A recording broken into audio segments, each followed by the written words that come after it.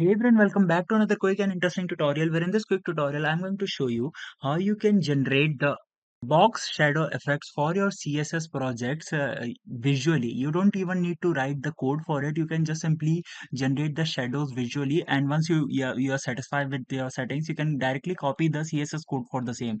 Now in order to do it, just simply open any of the browser over your device and you have to search for cssshadowgenerator.org.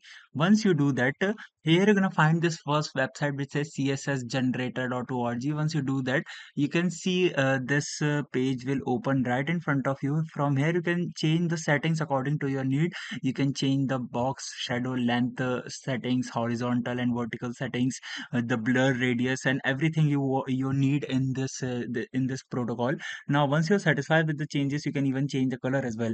Once you're done with it, just simply hit copy, and the CSS code for the same settings will be copied to your clipboard. Now you can use it anywhere in your project for free. Alright, so that's it for this video. I hope this video will be helpful for you. Make sure to hit the like button and subscribe button for more such helpful and interesting tutorials. See you in the next one. Take care.